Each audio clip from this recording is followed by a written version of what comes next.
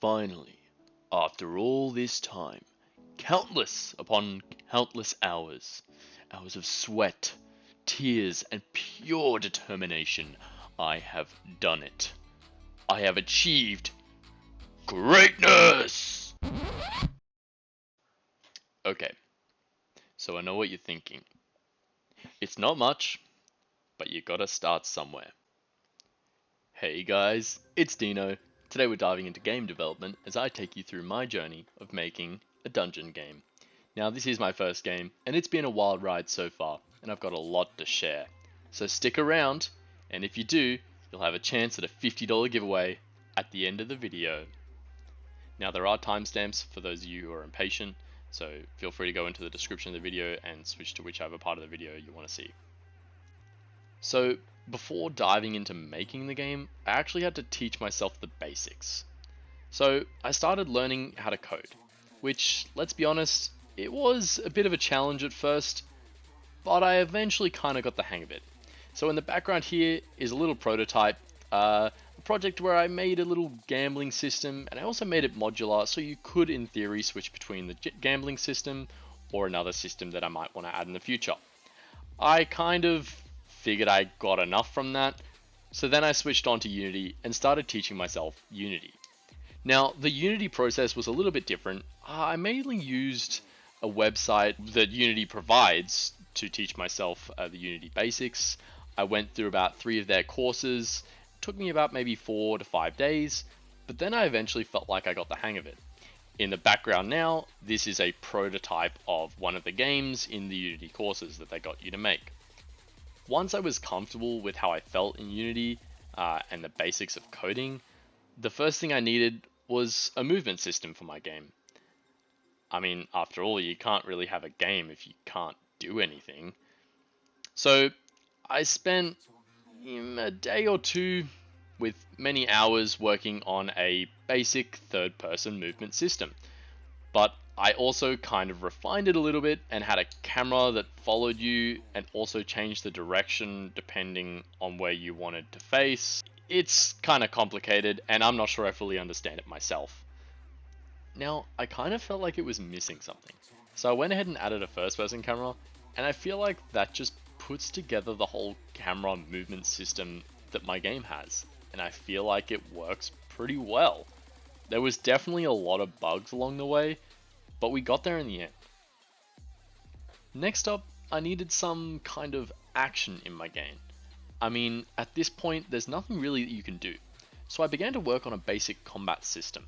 There wasn't anything fancy, but it's just simple attacks and enemies that could take damage. I then added an enemy movement system where the enemy would move towards the player if it was within a certain distance of them. Once I had this basic attack system down, I later added a health bar so that you can track where you're at in terms of health and also where the enemy's at in terms of health. I also introduced an armor stat which may or may not be used later. Now with the basics in place, I started refining both the movement and the combat system. First, I added a dash feature to make the player feel a little bit more agile. I also went ahead and tackled some annoying bugs. Like for example, I was able to hit twice with one attack, and I was only able to do damage to one enemy at a time. Look, it did take a bit of tweaking, but we did get there in the end. Now that some core mechanics were in place, it was time to give the game a bit of structure. So I created a simple map to demonstrate how everything fits together. It's not the most complex thing yet, but it does give you an idea of how the game world is starting to come together. Alongside the map, I attempted at adding some textures, such as the stick is now retextured to be brown, the grass is now retextured to be green. I also tried to get assets from the asset store, and well, let's just say it didn't really turn out as intended. So I scrapped that idea for now, and we'll come back to that later. To make things a little more challenging, I decided to add a boss enemy into the mix. Now, I wanted to create something a little tougher, something the player would really have to work for. It's still a bit of a simple fight, but it's a good step toward making the game more engaging. Now, the boss introduces a separate attack different to the standard enemy attack, which is a circular attack going all the way around it. I had more trouble than you'd think getting this attack to work.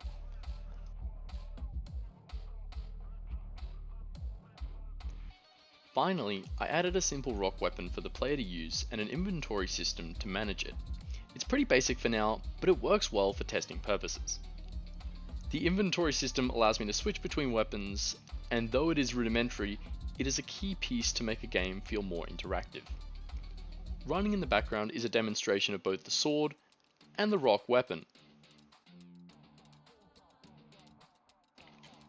Now that I've got the basics down, there's still a lot more that I want to do to make the game feel complete. So here's a look as to what's coming next. First, I'm going to refine the inventory system so that you can collect loot from enemies and also equip armor, which will add another layer of strategy to the game. Next, I'll need to add some more models for the game. Things like a character model for the player, enemy model for the enemies, weapons, armor, and also environmental assets as well. This will bring the game to life visually and also make it feel more immersive. And finally, I'm also working on a tutorial mission that'll introduce the main features of the game. It'll guide the players through combat, movement, and the inventory system, making sure they're ready for everything the game has to offer. Now for the part you've all been waiting for, I just wanted to remind you about the $50 giveaway. Super easy to enter, all you have to do is join my Discord using the link in the description below. Once you're in, head over to the giveaways channel and follow the simple steps to enter. I'll be drawing the winners at the end of next month, so make sure you're in it for a chance to win it. And that's a wrap for today's devlog. We've made some solid progress on the game, and I'm really excited to keep building on it with you guys. Thanks for following along with me today, and there's a lot more to come. So make sure to hit that like button and subscribe so you don't miss any updates. Feel free to drop any thoughts or questions in the comments below. If you have any ideas for the game, make sure you head over to our Discord server. I love hearing from you guys. Thank you so much for watching. I'll see you in the next one.